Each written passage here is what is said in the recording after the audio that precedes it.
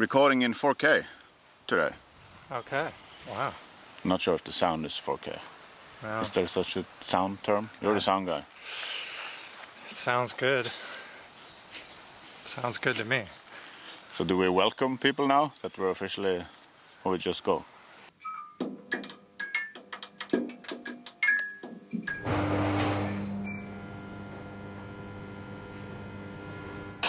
Yeah, welcome to the Way Cafè podcast all about disc golf course design. Yeah. And one of the important considerations for a course designer is hole one.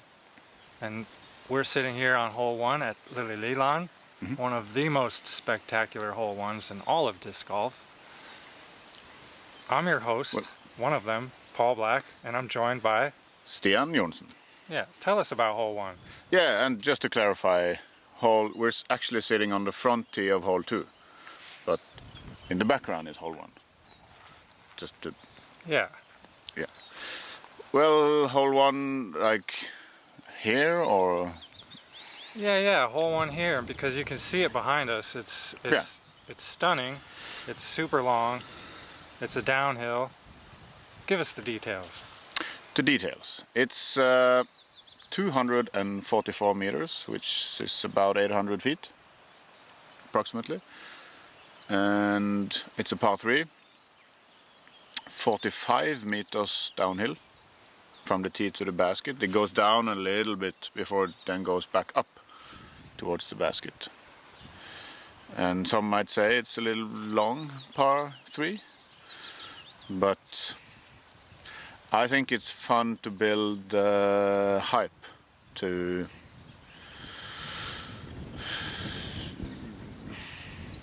we have this birdie wall of fame in the clubhouse. So if you get a birdie on this hole in a sanctioned tournament, then you get to go on the wall. And it's so challenging that only 2 people have done it.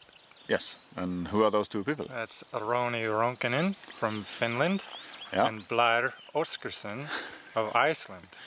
Yes. Yeah. Blair. Also just fantastic throwers of the disc. That is true. So, and we could have had it as a par 4. And that would also be fine, because then you would consider if you go for the eagle or not. But in the end, it doesn't really matter if it's a par 3 or a par 4. So having it as a par 3, the birdie hangs higher, I feel like.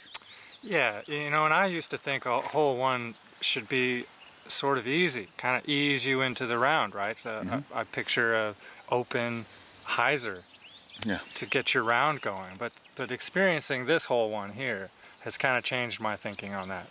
If you have a chance to create some dread, some nervous excitement off hole 1, then why not? I like it. And in the end, everything we're talking about here is subjective. So some will have one opinion, some will have another opinion, and there is no 2 lines underlining the answer. We say no a facit, what do you say in English? Like there's no final, this is right or wrong. Okay. Because everything is subjective, right? Some people like this and some people like that. Yeah. But one thing I like about it, subjectively, is that it gets you thinking off a hole 1. There's decision making that you have to work through. Do I get aggressive and go for it with a driver, let's say? Because I've seen the best throwers hit this right side with an overstable driver with a lot of power, so it can hold straight for a long time and finish towards the basket. But for me, when I started playing the hole in competition, I chose a putter, the Takapu from RPM, because it could just hold straight. Overstable putter, and get about halfway down the fairway. So then if I had a decent shot, I could easily get par. And that was the more conservative play. But I like that hole 1 causes you to work through those thoughts. And do I get aggressive?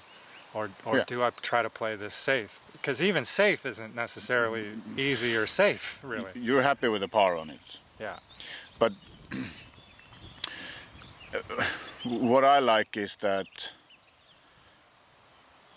the course and everything about the course challenge you mentally and physically. And hole 1 is definitely a mental challenge here, which I like. Some people hate it, I know. But one thing is the players. And without the players, there's no entertainment. So that is important to consider. Mm-hmm. But also without the spectators, there's no arena or like stage for the players to perform at. Because if you don't have spectators that want to come back again and again and again and pay more and more money to watch the players, then there's no professional disc golf. It's just disc golf. Yeah. You know, you need the money and you have to consider spectators.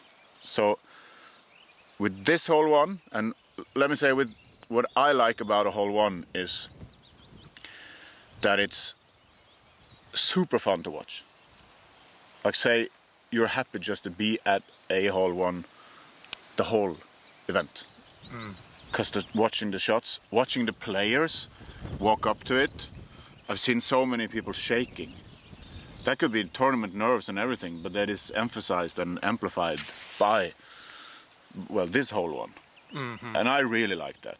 So this is a lot of my personality that goes into the design on this hole 1, which I also like. But then again, you can't be stubborn. You can't just say, well, it's going to be... You have to listen to players. Yeah, that's a good point. It is incredibly fun to watch shots off this hole 1. Once they leave the player's hands, it's like 12 or 15 seconds until it hits the ground. I mean, there's so much suspense. And as a course manager here, I've had the privilege of taking visitors, disc golf tourists that have come to play up to hole 1, introducing the hole, and then getting to watch them throw. And that never gets old. Yeah, good point. It is very fun to watch. And when you talk about the pure joy of the flight of the disc, for example, one of the allures of disc golf is watching the disc fly. Yeah. You know, they say that when the ball dreams, it dreams of flying like a disc. I butchered that quote. How does it go? Oh, I like it. I like it.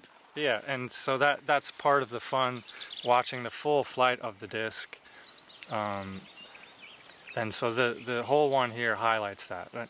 There are other holes in disc golf that we've seen that are spectacular. Yeah, and it doesn't necessarily have to be spectacular. But I like the idea of spectators wanting just to be on hole 1. So here we are we're embracing that now. We want to build like a big deck behind it with a small bar cafe that could fit like maybe 100, 120 people. And then you turn around, you can watch other holes. But as a hole 1, if one thing is easy, accessible, as Charles Barkley would say, accessible. And if that was the only shot, someone has like 5 minutes to come and watch. I'll give you a demo. There were 8 senior citizens that biked past here the other day.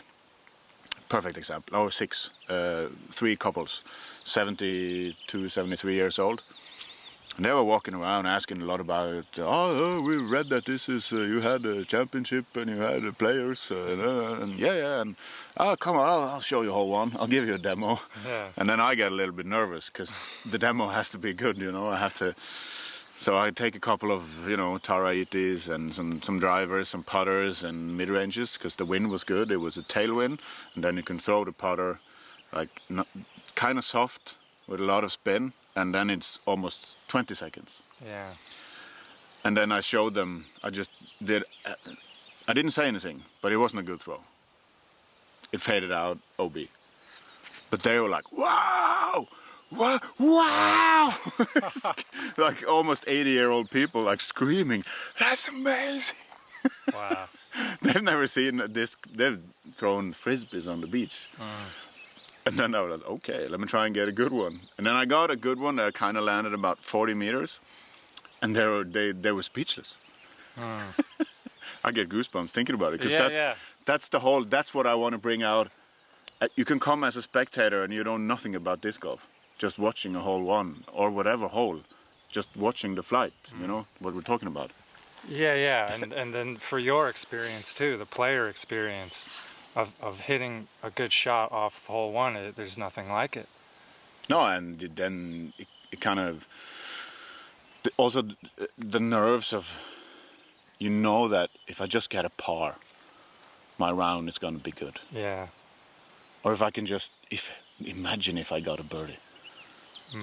And all these thoughts in your mind before you're teeing off on hole one. Yeah. Maybe I get to go on the wall. Maybe someone will film me doing a great shot. That's true. I have heard of players during the competition who they were out of the running to win or get a podium finish, but in that final round they were getting aggressive on hole one because they dreamed of being on the birdie wall of fame. Yeah, but that's just here. But anyway, wherever that is, like that feeling of hole one, you know it's your first throw. I like that. I like that mental suspense. What are some other hole ones that you've seen on coverage or been to the course that you think of that are also strong hole ones? Well, a lot of things go into the hole ones. The aesthetics and how it looks, how it makes you feel, history, all these things. When you talk about history, of course you have USDGC hole one. Yeah. Which is a short one. It's a Mando. You have to go right of a tree and over the log, and there's some OB. And the history of the announcing and all of this. You know that it's maybe not the greatest disc golf hole, as like the design and everything, but maybe it is, because yeah, you're right. It has history, and it also challenges, touch and angle and height and a lot of things. And the same, you probably have the same feeling. You know that if you get the birdie or you just get a par, then I'm good. But you also know you can miss the mandatory and you can go OB and you can. How about Maple Hill? Maple Hill is one of the inspirations for this hole. It's the exact same length. Well, it was. I think they've lengthened it a little bit. Exact same distance. This is more downhill. So that way we can have it as a par 3. That one has that now the Mando gate and a par 4. So then you throw over a pond. We recently installed a pond. Installed. The digger man was there. No, the son of the digger man was there. Yeah. And installed a pond. So that's one of the the pond, I would say, is an homage to Steve Dodge in Maple Hill, like a tribute. Nice. Like I see you. Yeah. We were inspired by you. Okay. How about Toboggan in Michigan? I like Toboggan. That's also nice downhill. That's the one going to the right, right? Yeah. Yeah, that's right. Yeah. I think that's also one I think about. Yeah. One of my favorites that I've played is at Ledgestone. There's Northwoods Black, also a downhill. Hole one really makes you think, makes you nervous. Yep, I like that. And then the other course, Lake Eureka, with the long water carry. Also yeah, that's also really fun hole one. Yeah. No, I there's just something about that mental challenge. Like really keeping players sweating almost, because you get after the round you're mentally exhausted. I like that because disc golf should be challenging, because like the basics are, well, not easy, but it's the touch and shot chip and everything. You need to. There's a fine balance there, I would say.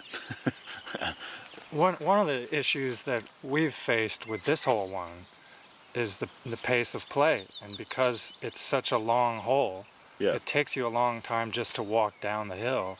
That for a card, it can take up to 20 minutes to finish the hole, and that posed for us some challenges. Yeah, and that's not ideal, I would say. Timo Juosalu from Estonia, which also has a pretty nice hole one on his course, Madagusa, in eastern Estonia. in Alutagus region. Yeah, slightly uphill. Yeah, really beautiful. Yeah. Grass is perfect, and it brings out the red carpet on the final day. But he said maybe you build stairs all the way down. Another thing we've thought about is a zip line. So if you park it, or let's say you get in circle 2, you get to go on the zip line. Zoom.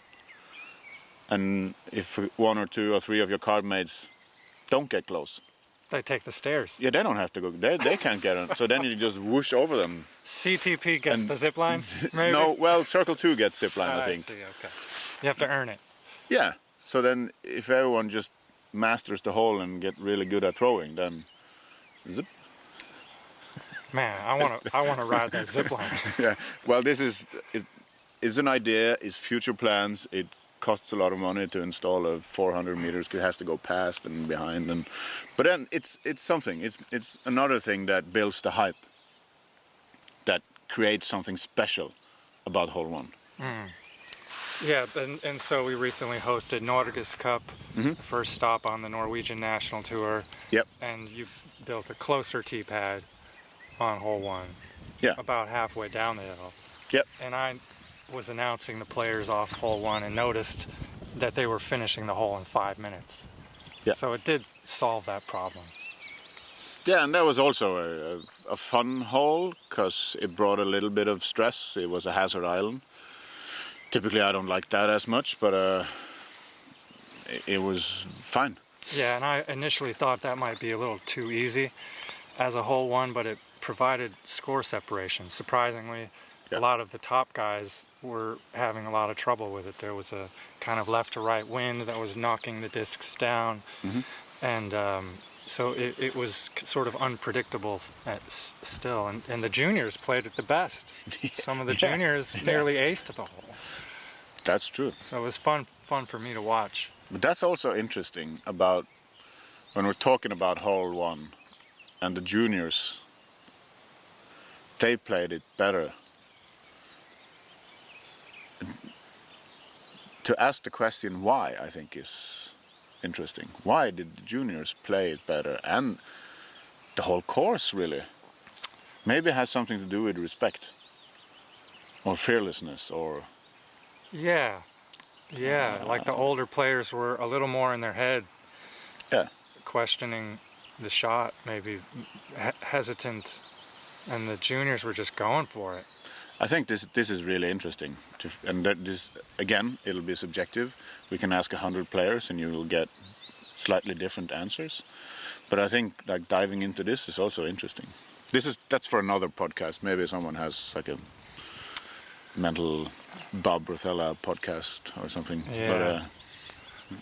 But it is on the topic of a hole 1 because that's usually where your nerves start. And it would be interesting to hear if someone steps up to hole 1, no nerves. I know that Luke Humphreys, at least in the past, he just stepped up, no warm-up, just through. I guess it's your headspace, maybe, like, if you take it serious or not, I don't know. Yeah. It's interesting. Well, this hole 1 really makes you want to empty your bag. And one of the ideas that you had, I remember from a couple of years ago, was to install a vending machine next to the teepad, where you could put in a euro, let's say, and tap your card, empty your card as well. A few discs out of the vending machine to launch off of hole 1 without having to retrieve them. Yeah. That way you don't have to throw all your own discs and then have to find them. Then we would find them. And we've since revised that idea a bit. Tell us about that. Yeah, we kind of went away from the vending machine because obviously that would be very expensive. So now we have a few racks of a lot of RPM discs, stable drivers, more flippy drivers, mids, putters. You can choose 5 or 10 discs. And you pay a little amount, I think it's 100 and something for 5 and 200 for 10. So like $10 or $15. Yeah, and you can just launch them, and my kids have the job of retrieving them. So we don't leave the plastic unless it hides under a rock, and difficult to find, but somehow discs turn up 2, 3, 4 years later even. So yeah, now you can throw as many as you like, I guess. So to me, it reminds me a little of Top Golf in the States. We have that where you stand on a tee and with your pals and and enjoy just blasting the balls off the tee. Here you're everyone kind of together spectating and throwing and just really enjoying the long shot off hole one. And filming. So this is also smart. This will be topics for later episodes, but the marketing aspects, if you have a private course, if you want people to come to play your course, and if your first starting hole is a really spectacular, beautiful one, or any hole for that matter, then... That's true. They're filming it, posting it on Instagram and other social media sites, and drawing attention to the course. Exactly. Yeah. You have some notes. We're actually prepared today. Yeah, brought receipts. So far going without the notes, but I haven't told you the story behind it. Yeah, how it came to be. I am curious. So I found disc golf 4 years ago, or wherever, just before the fall before COVID. No, that's untrue. The fall after COVID hit. So the first year of COVID. And one of my best friends, Tim, he has a colleague that is, or was a disc golfer. Now he's been hooked into paddle. So he was here, he's a Danish guy, doesn't really matter, Christian Wernegaard. So kind of early on, when I realized that we should have a course, brought him in. He came here one day, and I had already built the teepad, but not as a teepad. So me and Casper, my son, which was he 4 at the time, and we found a very long iron bar, like the perfect width for, like, gymnastics, the one where you whoosh around it. Okay. What is it called? Not the parallel bars, but the... what do they call that? Svingstang in Norwegian? Doesn't matter. So, we should have one of those outside. Uneven bars, I think. No, that's for the ladies. But skranke, doesn't matter. So we wanted to put that up. So we already had like a small tree house next to the chickens. And we put up a beam, like leveled it with a leveler and everything. It was perfectly straight, and it was kind of tall, and I thought, we'll just keep it tall. We might want to do something in there later. And then drilled a hole, and then we had the bar so he can swing. And then we looked at it and we went, maybe we just build a tower. Tower is fun. Let's build things. And then we whooshed down, got a lot of planks and boards, and started building a tower. And if you look at it, it's not perfectly like a quadrant, not quadrant, but like even square. It's a little bit off, because Casper was the one doing the measurements of the diagonals, so that's why it's a little bit off. But I like this. Just it's sturdy and leveled, and so it doesn't matter. It's just kind of a little bit now become our way of doing things. Crooked, but not bad crooked. And then all of a sudden we had a tower. And then we thought, this could be an obstacle course.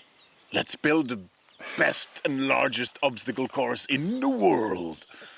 And the plan was to go all the way down to the lake where hole 9 is. If you've been here, you know it's kind of far. It's a very long obstacle course if you go down and back.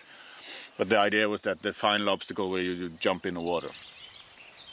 So we did that, and then we found disc golf.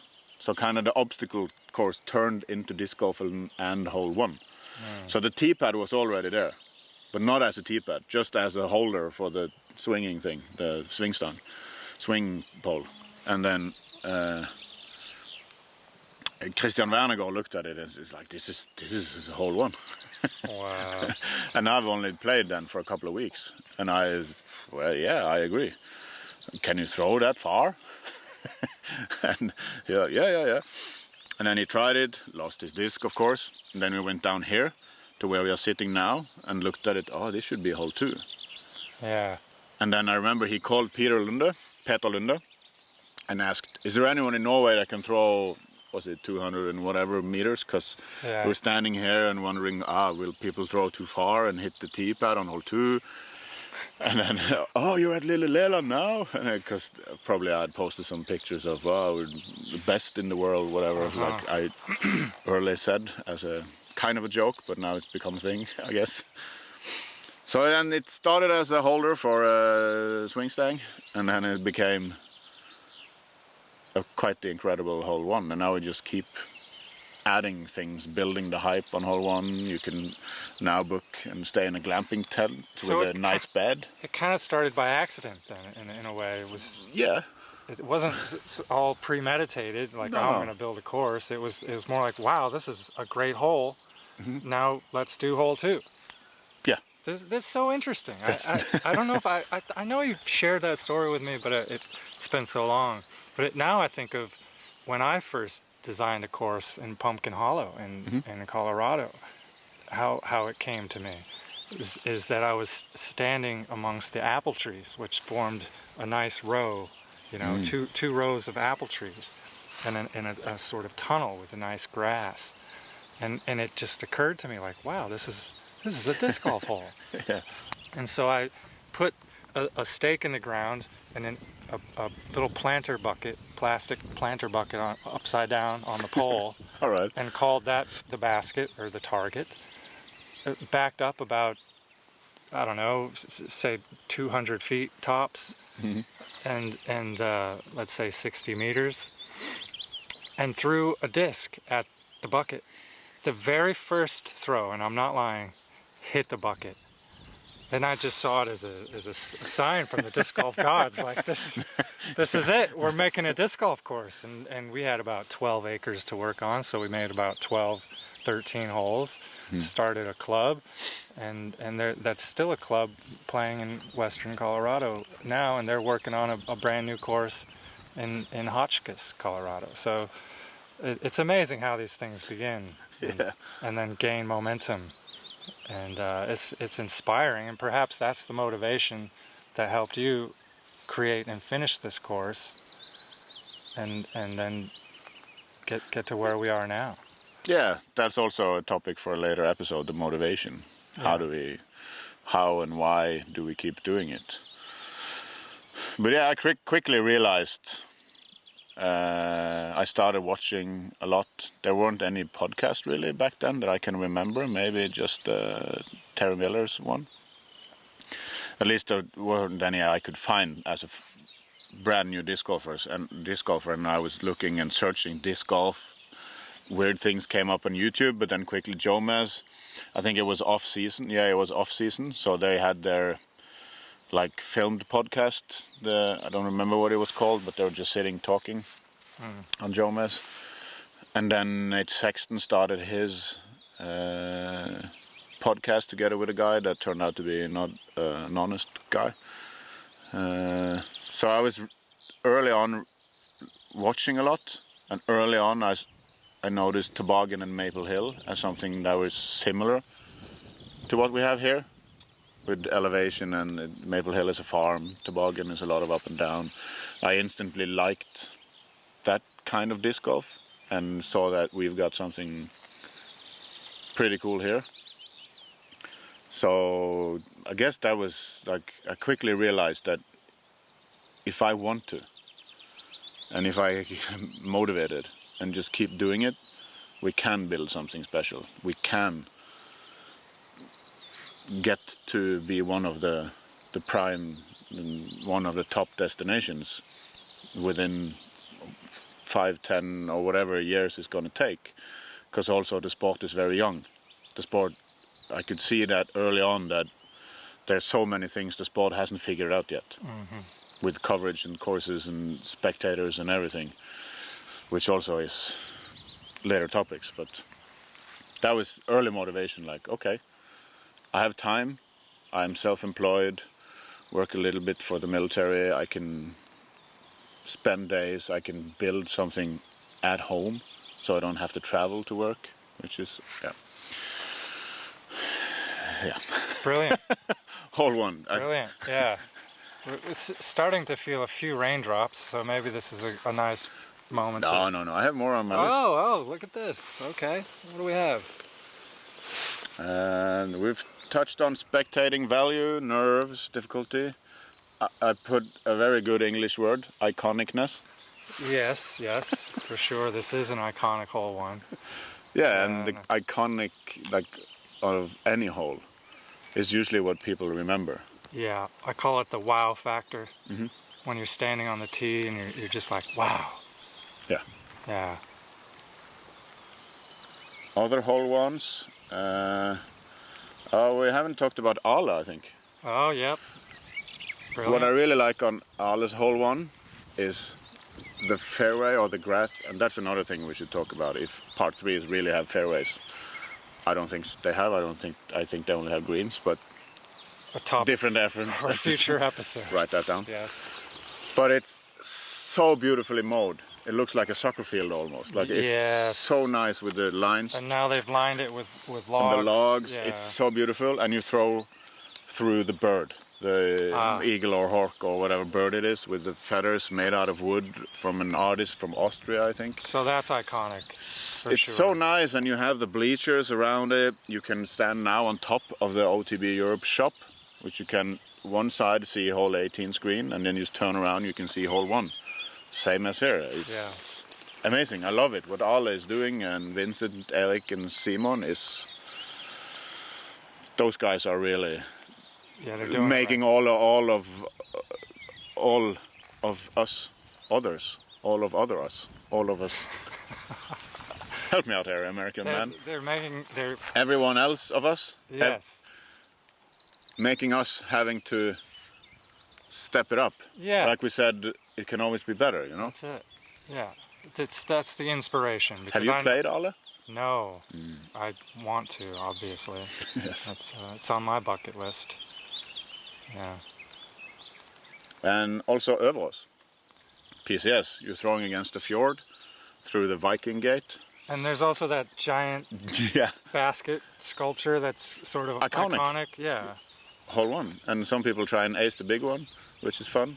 Like, I accidentally hit that basket off the tee 2 years ago. In the tournament? In the tournament. Shanked my sidearm right into it. It dropped OB.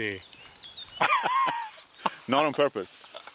No, not on purpose. Okay. It was horrible, and it only was OB by like less than a meter. But I am very proud about getting up and down for the bogey on that one. That's good. So. But both those holes, Ale and PCS, Överås, those are holes that you want to photograph. I don't see many players going there and not taking a picture or filming. That's true. Because the view and the whole framing of it is just so spectacular. And the final one that I have on my list is the Beast, hole 1 European Open, which have the bleachers. For the spectators, about 200, 300 people maybe, probably more now for Worlds this year. And it has a big screen, like a Jumbotron or whatever you call it in the States, where everything is big, with the camera on the green. Because it's kind of blind, so you can't see where your disc lands, but you see it on the big screen, which I think is really cool. Yeah, very cool. Iconic, different. Yeah. And what hole 1 do you guys like? As our audience, we invite you to leave some comments, be part of the discussion. Share with us, what are your favorite hole 1s out there? What is it that you look for in a hole 1? And if you're a designer designing a course, what are you going for with your hole 1? Yeah. And if you agree or disagree, please let us know. In the end, it's all subjective. And if you have suggestions for topics for future episodes, yeah, leave those with us too. Yeah. Yeah, last time we ended on a very good final sentence, I think. Do you have a send-off for this week, Mr. Black? Thanks for joining us for the first episode of Way Cafè. And remember, it can always be better.